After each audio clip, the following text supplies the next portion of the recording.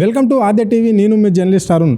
రాష్ట్ర ప్రభుత్వం ఏర్పడి 1 ఇయర్ గడిచిపోయింది. సో 1 ఇయర్ పాలనలో ప్రజలకు ఏ విధంగా ఉపయోగపడింది, ప్రజలకు ఇచ్చిన హామీలను నెరవేర్చిందా లేదా అనే అంశాలపైన అడిగి తెలుసుకునే ప్రయత్నం చేద్దాం. మనతో పాటు ఓయి స్టూడెంట్ బీఆర్ఎస్ నేత రాజేష్ నాయక్ ఉన్నారు. చెప్పండి అన్న, ఎట్లా ఉంది 1 ఇయర్ పాలన, ఏ విధంగా చూడొచ్చు మనం? అన్న, ఈ తెలంగాణలో ఉన్నటువంటి ఈ 1 ఇయర్ పాలన మనం చూసుకుంటే జనాలు ఏమనుకుంటున్నారంటే నాడు చక్కెర బుక్కిన చేతులతోటి అలా తౌడు బుక్కిన పరిస్థితి ఉన్నది.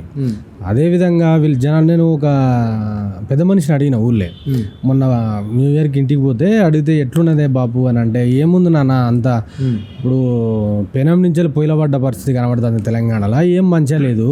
ఇప్పుడు గతంలో కేసీఆర్ గారు ఉన్నప్పుడు మాకు సక్రమంగా టైంకి రైతు బంధు వచ్చేది, సక్రమంగా మాకు పెన్షన్ వచ్చేది, ఏది ఉన్నా మేము ఇంట్లోనే మాకు అన్ని వచ్చేటి. ఇప్పుడు అటువంటి పరిస్థితి లేదు. డబ్బులు ఇయ్యందే అధికారులు పనిచేస్తలేరు, లంచం ఇయ్యందే ఫైల్ కాదుతలేదు అని చెప్పేసి ఒక 70 సంవత్సరాల ముసలాయన చెప్పిండు నాకు.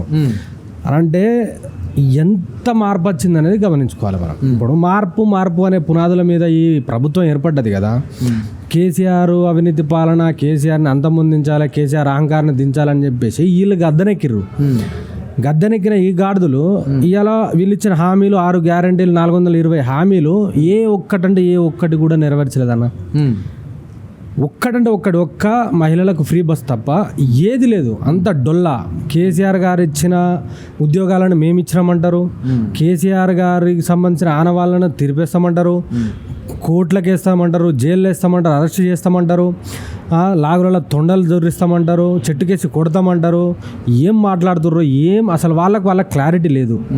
అసలు వీళ్ళకు క్లారిటీ లేనోడు ఇలా గవర్నమెంట్ ఎట్లా రన్ చేస్తారనేది చాలా అగమ్య గోచరంగా ఉన్నది పరిస్థితి. మీరేమో ఈ విధంగా అంటున్నారు, అంటే బీఆర్ఎస్ నేతలే మాకు అడుగడుగున అడ్డుపడుతున్నారు, అభివృద్ధి చేయకుండా ప్రతి దగ్గర బీఆర్ఎస్ నేతలే అడ్డుకట్టేస్తున్నారు అని చెప్తున్నారు. ఇప్పుడు హైడ్రా విషయంలో కావచ్చు, లగచర్ల విషయమే కావచ్చు, రమణపేట విషయం కావచ్చు, అంటే ఏ విషయంలో అయినా బీఆర్ఎస్ వాళ్ళే ప్రజలను మాకు దగ్గర ఎక్కడైతారో అని బీఆర్ఎస్ వాళ్ళు భయపడే ఇట్లా అడుగడుగున అడ్డుపడుతున్నారు అంటున్నారు, అభివృద్ధి చేయకుండా. దీన్ని ఎట్లా చూడొచ్చు?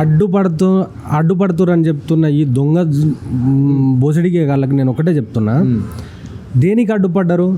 ఇవాళ తెలంగాణ భవన్కి మేము నష్టపోతున్నాం సార్, మాకు ఇబ్బంది అవుతుంది సార్, మేము సంపాదించుకున్న ఇల్లు కూలగొడుతురు సార్, మాకు సంపాదించుకున్న 1 ఎకరం భూమి పోతుంది సార్ అని చెప్పేసి ఇక్కడికి మొరబెట్టుకుంటే వాళ్ళకి అండగా ఉన్నాం తప్ప అడ్డు ఎడబడ్డాం? అభివృద్ధి చేస్తుంటే మేము అడ్డుపడ్డామా? దేనికి అడ్డుపడ్డాం చెప్పండి? ఏ ఒక్క పునాది కూడా తీయలే వీళ్ళు. ఒక్క పునాది, కనీసము కొబ్బరికాయ కొట్టిన దాఖలా లేదు. అడ్డుపడ్డట్టు? ఇప్పుడు వీళ్ళు మూసి పరివాహక ప్రాంతంలో ఉన్నటువంటి దాదాపుగా 15,000 ఇండ్లు కూలగొడతామని చెప్పేసి ఒక దాష్టికమైన నిర్ణయం తీసుకుంటే దాని మీద ఇవాళ జనాలు మా దగ్గరికి వస్తే మా యొక్క వర్కింగ్ ప్రెసిడెంట్ కేటీఆర్ గారు అండగా నిలబడ్డారు. అదేవిధంగా, అరే బాబు నువ్వు ఇచ్చిన రైతు బీమా తెల్లారే తీసుకోరు మీరు, నేను రుణమాఫీ చేస్తా అని మాట్లాడితే ఇవాళ దాని మీద మాట్లాడినందుకు మీరు సగానికి సగమే రుణమాఫీ చేసిళ్ళు. అంటే మేము అడిగితే కానీ నీకు సోయి రాదు. అర్థమైందా? వీళ్ళు చేస్తున్న నిర్ణయాల మీద మేము మాట్లాడితే తప్ప అడ్డుకున్నాము? దేనికి అడ్డుకున్నాం? ఎక్కడ లేదు. వీళ్ళు పొద్దున లేస్తే కేటీఆర్ని తిట్టాలి తప్ప వీళ్ళు చేసిన దుకాణం ఏది లేదన్న.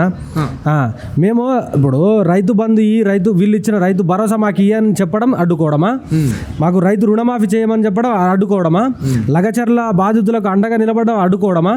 హైడ్రాకు అండగా నిలబడడం అడ్డుకోవడమా? మూసి పరివాహక ప్రాంతంలో ఉన్నటువంటి నిర్వాసితులకు అండగా నిలబడడం అడ్డుకోవడమా? దేనికి అడ్డుకున్నాం మేము? ఇవాళ మేము మీ యొక్క ఆగడాలను అడ్డుకున్నాం, మీ యొక్క కాంట్రాక్టులు కమిషన్లను అడ్డుకున్నాం తప్ప మేము జనాలకు మీరు చేస్తున్న అభివృద్ధిని అడ్డుకోం కూడా. అంటే మేము ఎన్నికల మేనిఫెస్టోలో పెట్టింది ఒక్కొక్కటి అమలు చేసుకుంటూ వస్తున్నాము. సో మేము రైతు రుణమాఫీ అనేది పెట్టలేము, కానీ రైతులకు ఏకకాలంలో ఈ భారతదేశంలోనే మేము చేసిన ప్రభుత్వం మా ప్రభుత్వమే, కాంగ్రెస్ ప్రభుత్వం 2 లక్షల రుణమాఫీ చేసింది అని చెప్పేసి అంటున్నారు. మరి అదే విధంగా విద్యార్థులకు కూడా ఒక మాట ఇచ్చారు, నిరుద్యోగులకు కూడా ఇక్కడ రాహుల్ గాంధీ సెంట్రల్ లైబ్రరీ దగ్గర వచ్చేసి ఒక మాట ఇచ్చాడు, అంటే ఏడాదిలో 2 లక్షల ఉద్యోగాలు ఇస్తామని. మరి ఇప్పుడు ఈ ప్రభుత్వం 2 లక్షల ఉద్యోగాలు చేసిందా?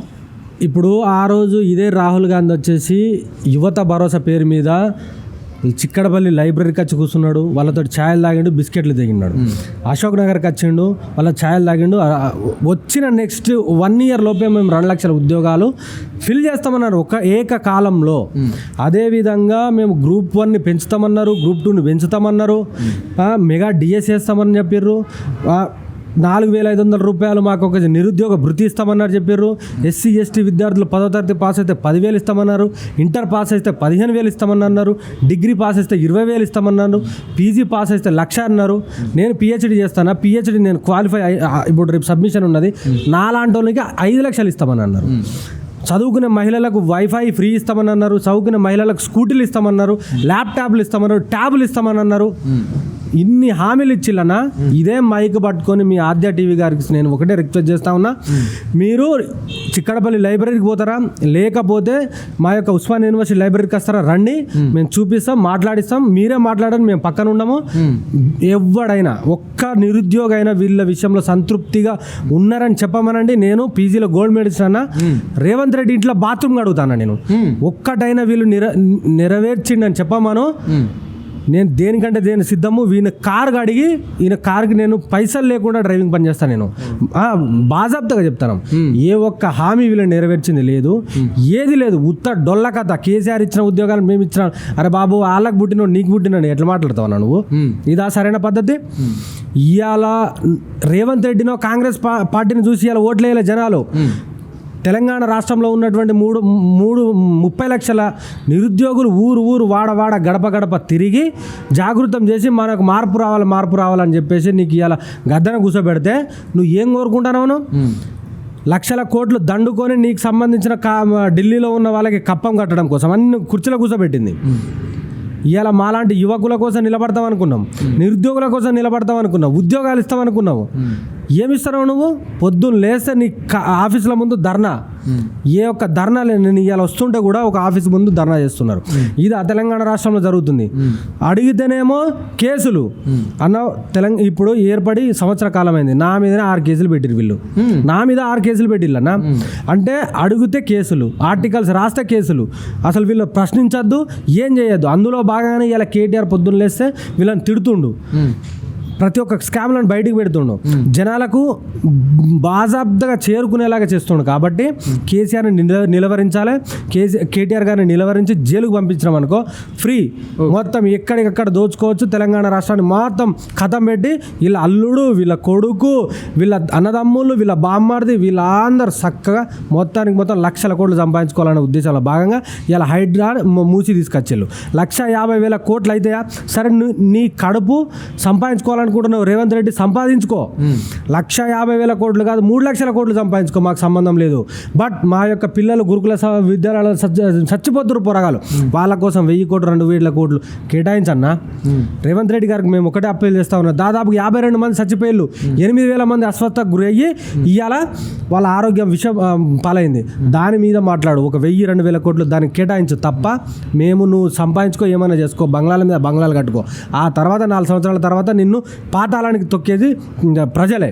ఓకే, అంటే ఇప్పుడు ఫార్మా ఐరేస్ కేసులో, కార్ కేసులో కేటీఆర్ అరెస్టు అవుతాడు అని చెప్పేసి ప్రజలల్లో బాగా వాదన వినిపిస్తుంది. అది అయితే ఎప్పుడవుతున్నాడు, ఏంటి, ఎందుకు కావాల్సి వస్తుంది? ఆయన బహిర్గతంగా ఒప్పుకున్నాడు కదా, ఒక అధికారులకు ఎలాంటి సంబంధం లేదు, అది నేనే చేసింది ఈ మనీ ట్రాన్స్ఫర్ అని చెప్పేసి కేటీఆర్ చెప్పడం జరిగింది కదా. మరి కేటీఆర్ మీద అంత కక్ష ఎందుకు ఈ ప్రభుత్వానికి?